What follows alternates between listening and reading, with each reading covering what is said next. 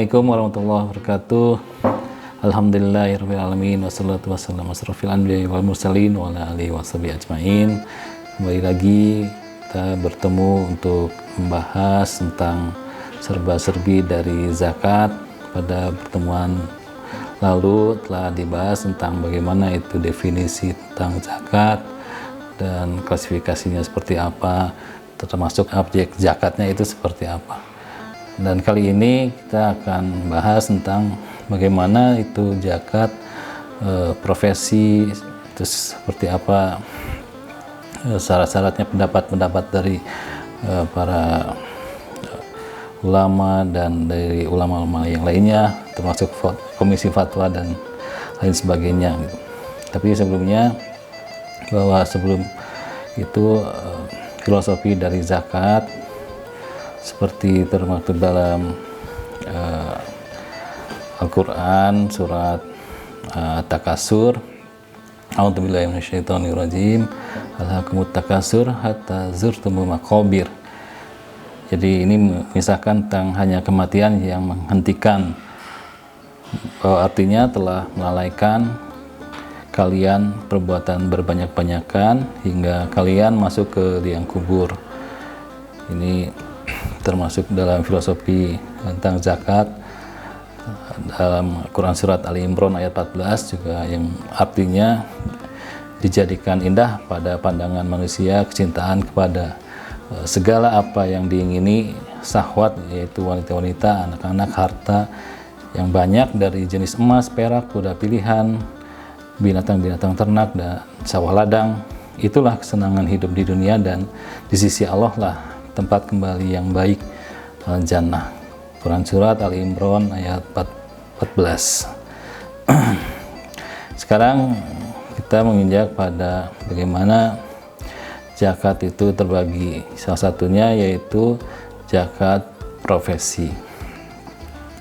Sebelumnya kemarin setelah dibahas bahwa sekarang ini perluasan objek zakat sudah berkembang, yang tadinya awalnya itu emas dan perak, kemudian biji-bijian dan kurma, lalu kalau di peternakan itu ada sapi, unta atau kambing, terus dari hasil tambang khususnya emas dan perak, termasuk juga ada barang dagangan dan barang temuan atau rikas. Sekarang perluasan objek zakat sudah mengarah kepada ya terdiri dari uang, hasil pertanian umum, hasil industri peternakan berupa daging, susu atau madu, lalu ada hasil tambang dan hasil alam lainnya.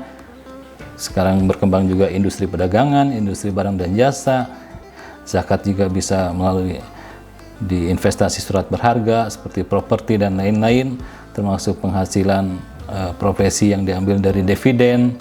Dividen itu laba yang dibagikan, termasuk juga ada royalti dan juga kehadiah dan undian seperti komisi dan lain-lain. Nah, sekarang zakat profesi itu seperti apa gitu. Jadi di zakat profesi itu, cara menghitung zakatnya terdapat beberapa pendapat dari ulama, dari komisi fatwa dan lain-lain. Pendapat yang pertama itu menerangkan bahwa berlaku ketentuan zakat emas dan perak, di mana semua bentuk penghasilan halal itu wajib dikeluarkan zakatnya sebesar 2,5% saat mencapai nisab, ya, sekitar senilai 85 gram emas dalam 1 tahun, sehingga yang berlaku itu nisab zakat emas. Jadi yang pendapat pertama, berlaku ketentuan zakat emas dan perak, di mana semua bentuk penghasilan halal itu wajib dikeluarkan zakatnya sebesar 2,5% saat mencapai nisab. Nisab itu sekitar senilai 85 gram emas dalam 1 tahun. Dalam 1 tahun ini, sehingga yang berlaku nisab zakat emas. Nah, lembaga syariah Asosiasi Zakat Internasional yang di Kuwait, Komisi Fatwa Majelis Ulama Indonesia, itu juga menerangkan tentang pendapat ini gitu. Kalau di MUI tentang nomor 3 tahun 2003, yaitu tentang zakat penghasilan. Nah, itu yang pendapat yang pertama. Ya, diantara alasannya adalah substansi zakat pendapatan itu sama dengan emas dan perak, karena pendapatannya berupa uang atau sejenisnya gitu. Oleh karena itu ketentuan zakat emas dan perak itu berlaku dalam zakat pendapatan atau zakat profesi. Itu yang pendapat pertama. Kalau pendapat yang kedua tentang bagaimana itu cara menghitung zakat profesi, kalau pendapat kedua mengatakan bahwa berlaku ketentuan zakat perdagangan, tetapi penunaiannya itu harus disegerakan sebelum jatuh tempo selama mencapai nisab. Nah, ini nisabnya tanpa haul, di mana nisabnya senilai 85 gram emas, dikeluarkan 2,5% setiap kali mencapai nisab tanpa harus menunggu 1 haul sebagaimana ya disampaikan oleh ulama-ulama di Kuwait, ya, termasuk di Kuwait. Di antara alasannya itu karena adalah hadis Abbas, ya, yang salah satu maknanya itu bahwa kebolehan menunaikan zakat sebelum haul selama mencapai nisab gitu. Dan juga hadis-hadis yang mewajibkan keterpenuhan haul dalam ya walaupun itu doif, ya, lemah gitu, sehingga tidak bisa dijadikan dalil. Nah, pendapat yang ketiga tentang bagaimana itu zakat profesi dan cara menghitungnya, bahwa pendapat ketiga mengatakan berlaku ketentuan zakat emas tetapi ditunaikan secara mencicil, diangsur gitu ya, setiap bulannya gitu, di mana nisabnya itu senilai tetap 85 gram emas, ditunaikan 2,5% setelah melewati 12 bulan. Jadi setelah melewati 12 bulan, tetapi kewajiban zakat tersebut boleh ditunaikan setiap bulan. Jadi bisa langsung setiap bulan juga nggak apa-apa gitu. Nah, ini juga sama ditegaskan oleh seorang ulama yang dari Kuwait itu, bahwa di antara alasannya adalah karena itu lebih maslahat untuk duafa gitu, serta bermaslahat untuk beberapa kondisi yang dialami oleh para donatur yang memiliki pendapatan tetap dan total pendapatannya dalam setahun itu sudah mencapai nisabnya gitu. Nah, pendapat yang terakhir ya ada yang pendapat keempat dan pendapat yang kelima.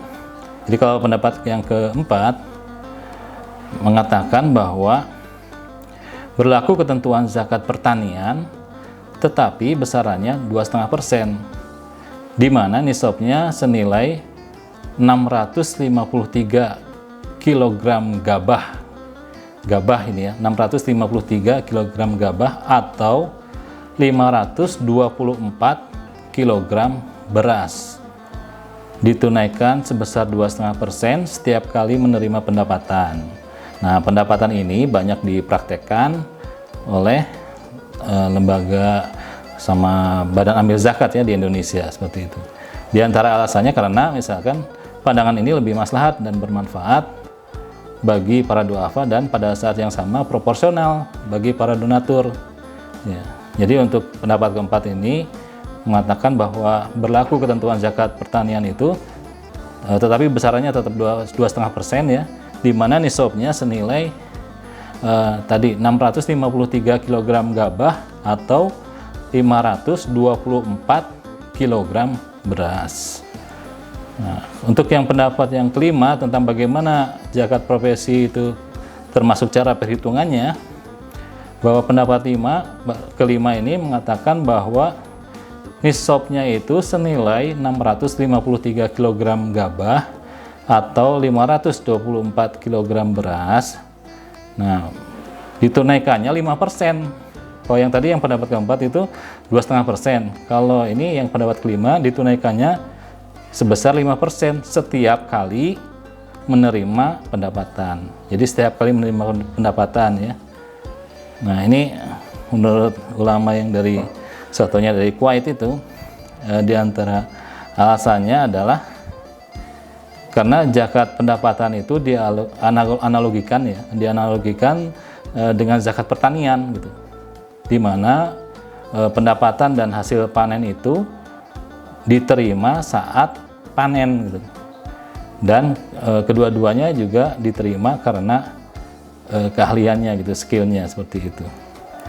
Itulah 5 pendapat tentang bagaimana zakat profesi dan cara perhitungannya gitu, seperti itu sih. Ya, pendapat ulama ini lebih banyak ya dari ulama-ulama dunia lah ya. Ada yang dari Syekh Ali Qurradagi gitu ya, dan Syekh Muhammad bin Shalih Al-Utsaimin ya, dan lain-lain seperti itu, termasuk Komisi Fatwa dari Kuwait, Komisi Fatwa dari Emirat. Mungkin demikian yang bisa saya sampaikan. Sekali lagi, yang pembahasan sekarang tentang bagaimana itu zakat profesi dan cara perhitungannya. Demikian, wabillahi taufiq wal hidayah. Wassalamualaikum warahmatullahi wabarakatuh.